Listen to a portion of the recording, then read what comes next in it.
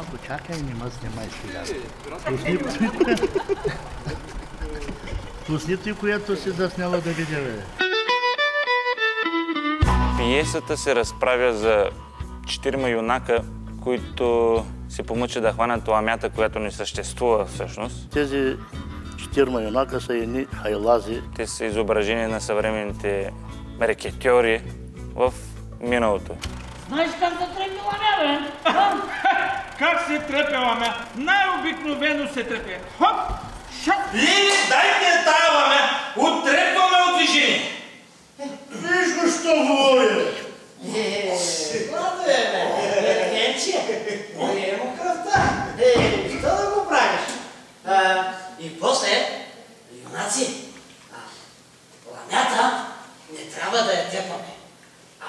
Трябва да я хванеме жива, иначе може да й поразиме кожата. Прав си! Прав си, Добре, де, ама как се лови ламя, а? Аз вече намислих как.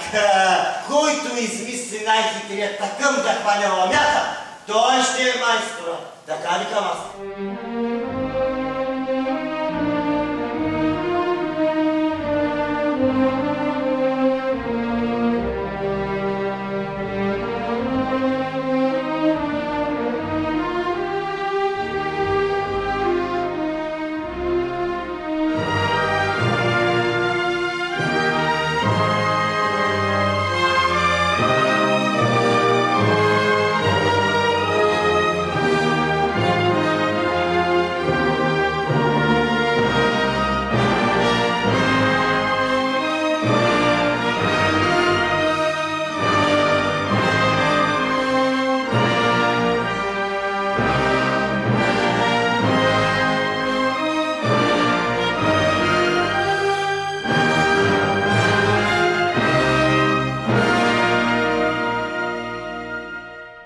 Казвам се Димо Анастасов Ангелов, играя ролята на най-интересния юнак Пешко.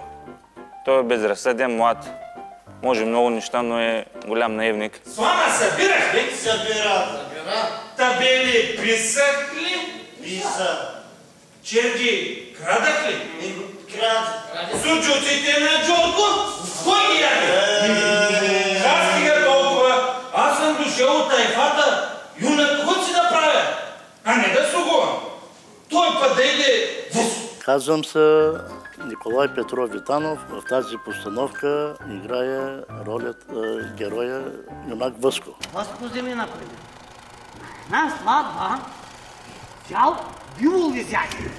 С рогата барабер. Не, барабер не дей, той е Барабар.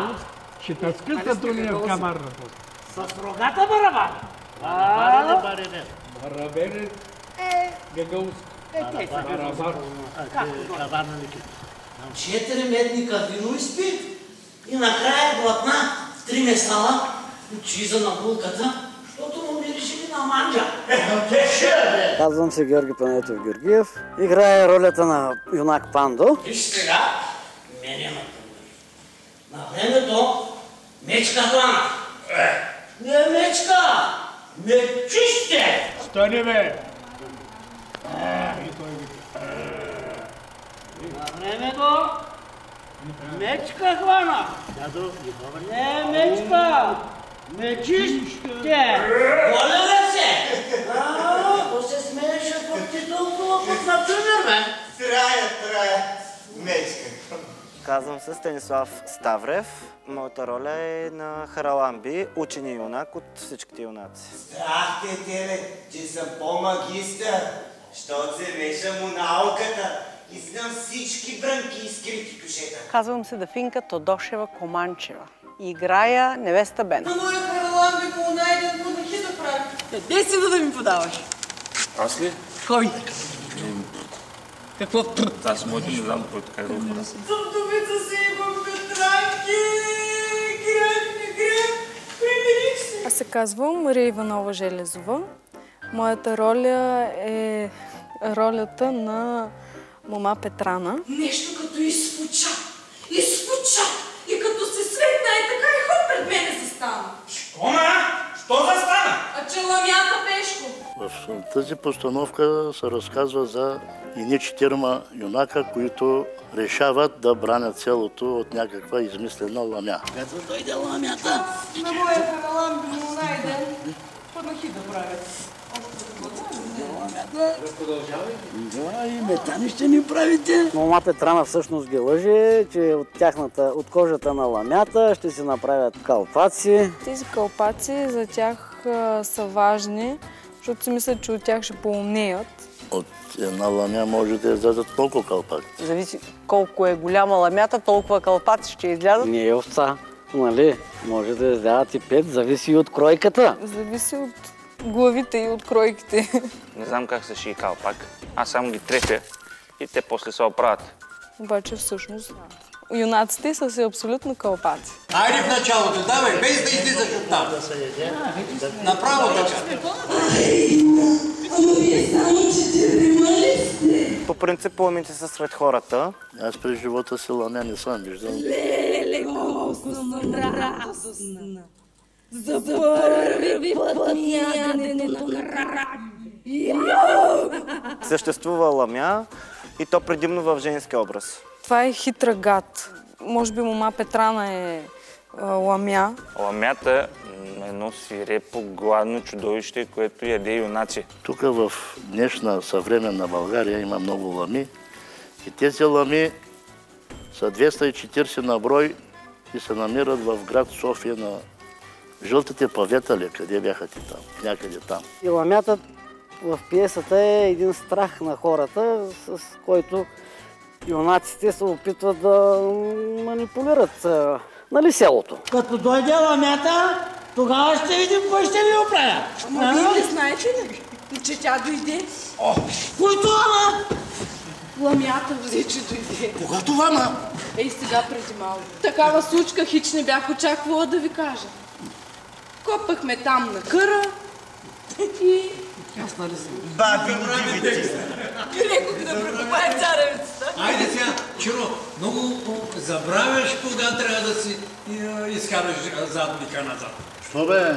Сега. Те вече са го изиграли и тогава си дигаш газа. Че някой си дига газовете малко по-късно. Леле, мома Петрана е. Само тя липсваше сега. Що правите тук в тъмното? Правиме, що правиме, друг тебе да ти няма. Черото, например, много го изсрамам да не му видят задника. Нарисувай си нещо, една целувка направи. Сигурно някой нов им наклък кроите. Еха, починете малко де. Вие са потребахте и на клъци да правите. Яу!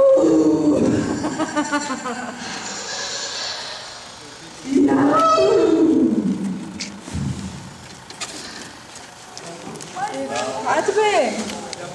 Музика ли, какво да правим, Марче? Еми не знам, преди каквото ще правите, ама аз заврях тук. Добре, айде, се вличай. Аз се изплатих. Защото и голът за това са... Голата? Значи ламя, дали съществува?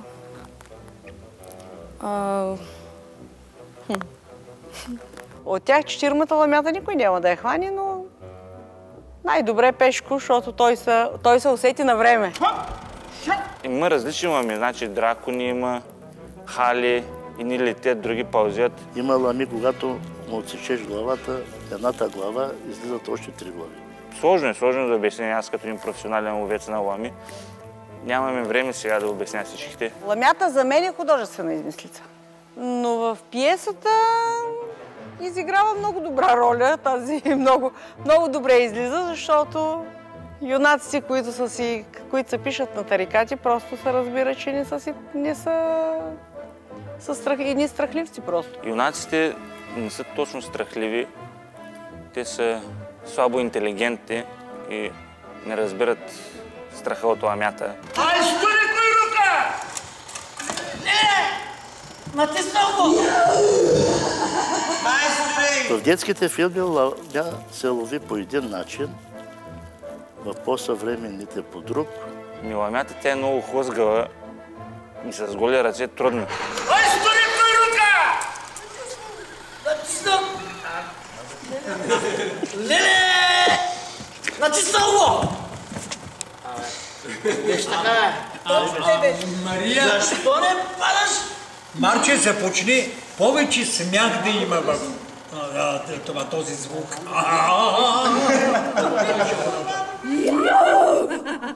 Майсторе, чуй рука! Натиснам го! Със смелост, трябва да нямаш страх от ламята. Маламичке, чакай ме, какво правиш? Пробвам къде ти е най-крехка мръвката. Ти кой юнак беше? Що рече? Юнак ли? Ама ти си грешка, маламичке. Гол! Марш! Имаше ламя? Няма ламя. Или големи клещи, Хоп, хоп, хоп. или дълго въже. По-сигурно ще е с верига. Гуша за гуша. Утрепал ги, бе. С много чатали за врата. В случая с капан. Ела, да видиш Хараламби, каква каручка си е стъкнал. Смейте се. Той е капан. По принцип аз не знам за какво се използва. Скарай машинката си назад е оттам. Не, извън стената. Когато ти доди реда, че защо да става, нали? Не. И си излизаш с нея. Нали, защо да пада? Ами, че защо да пада? Да се удари, нали? Аз това не го разрешавам. Добре дошла, ламички, добре дошла. Я виж какъв подарък сме си ти направили. Приближи ви, я виж. Това е дръжката, където трябва да се отвори. Това е китката, тук така, примерно, в смисъл, която ще се излъжи ламята, за да влезе вътре. И хопатара, когато издрънка, това ще се затвори и тя ще остане вътре. Вземем да си прегледаме такъмчета така, да видим кой защо ще е правил видбата. Па реших да унеса със свирня. Що? Веднъж да се гъдне да заспи, после е лесна работа.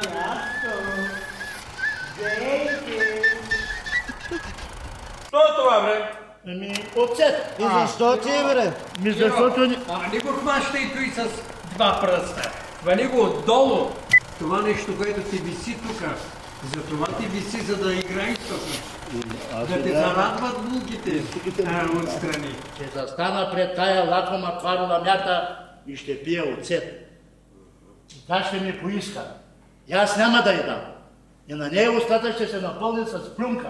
И когато плюнката стане много, какво ще стане? Какво? Ами ще се удави, бре. Викам си, работи тая глава. Пустата, бре. Леле, като натисна рука. Леле, като тресне онеми ти гърмеш, имаше ламя, няма ламя. Аз пък, дружино драга, реших да я уловя сей тоя капан. Ама това капан ли е, бай Хараламбе?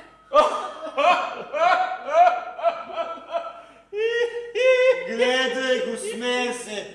Нали е просто, хем голямо израснало, хем просто останало. Под калпаците на юнаците има по една проста глава. Те има силно концентриран въздух. Просто са тотално изпушени от всякъде. Вече в главата, във всеки има по нещо. Някъде има коса, другаде няма. Празно, удрена кухо. И може и въшки да има вече. Излиза, че тия юнаци нямат нищо под калпаците. Самата дума сега за това не ми идва на кълъве. 4 юнаци имат, бре. Айде да сме 40, разбирам. Ама не, само 4 сме.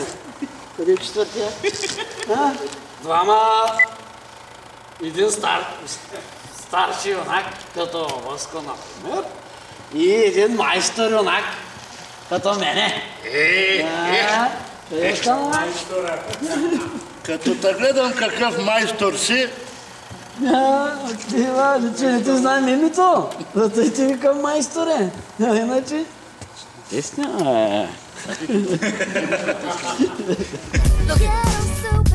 Имаше успех пиесата в България. Много поздравления получихме и много се хареса. Значи вече ме разпознават, станал съм и звездата. В интернет пространството направо късат.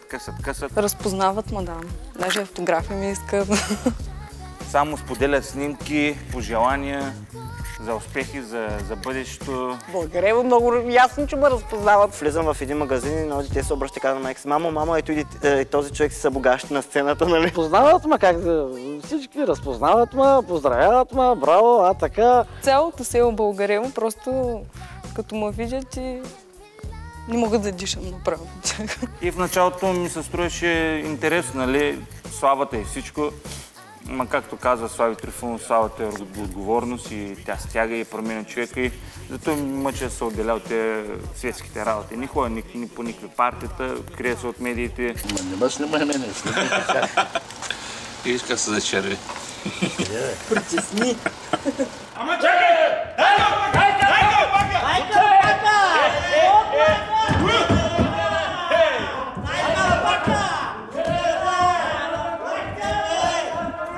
И те завалихте така ми повярваха, че се почнаха да се бият в Лозаря Борисовата воденица, да, и тя се срути.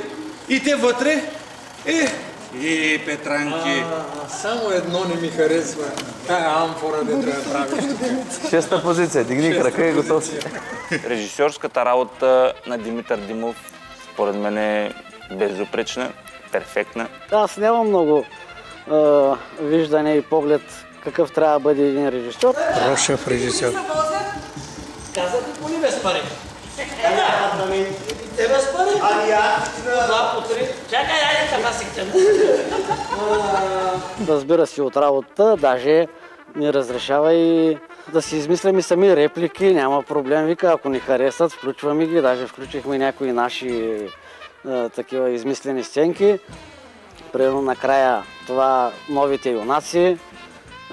Идеята и негова беше, но ние общо така я променихме. Установа, попеле! Бара ли са срути? Ми се срути, разбира се, като го сревих, като не се плащат реката. Ще се платят, ще се платят. Значи той е с много голям стаж в самодейния театър и мисля, че е добър режисьор. Виждаш ли ма?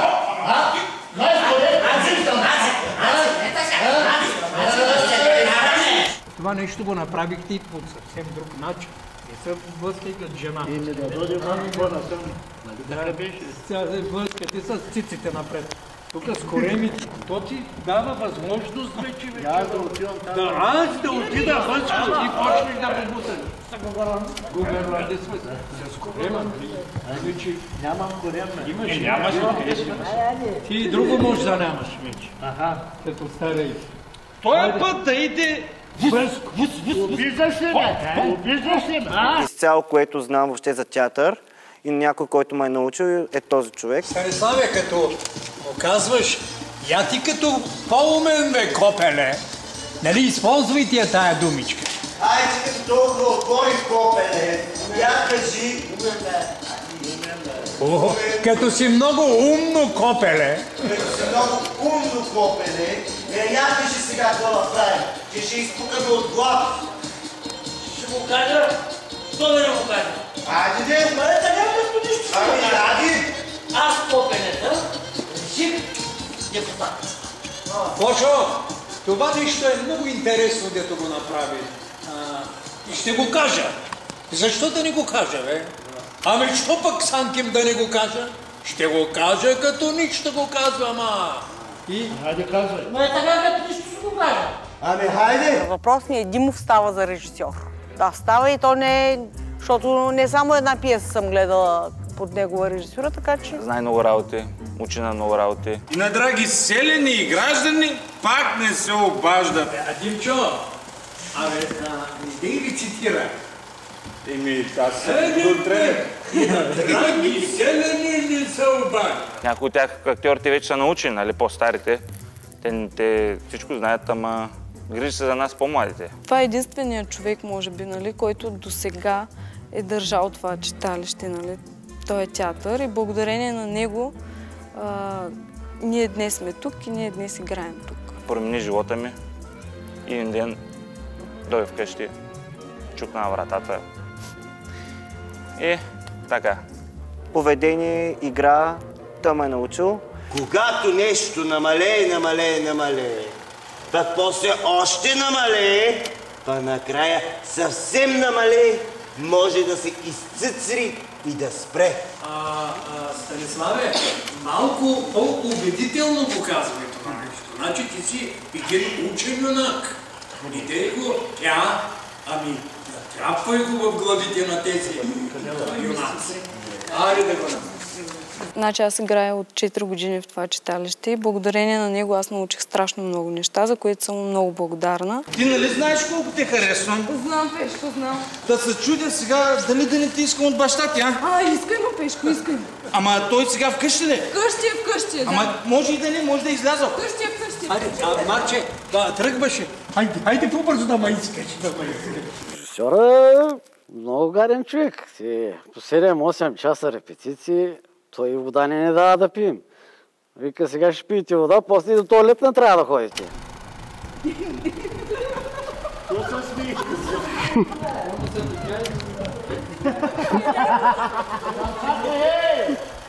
Калпака от тебе! Ако джугълкът напъне, не може да... Докато отива да се реш, отива да изпуша. Той докато се ре, ти ще изпушиш една котия цигари, бе. Аз като седна на седалото, въобще не знам. Нищо не излиза от там. После вече като стана, тогава може, ама аз ще си натискам копчето, докато хората заминава и пак не защото долу е туалета, кой ще сте? Аз винаги съм се учил текстовете в туалета. Исака ли са? Гошо, къде му? И за вкъщи ли остави? Добре, спокойно. Не се тръска много, сега пак ще замина.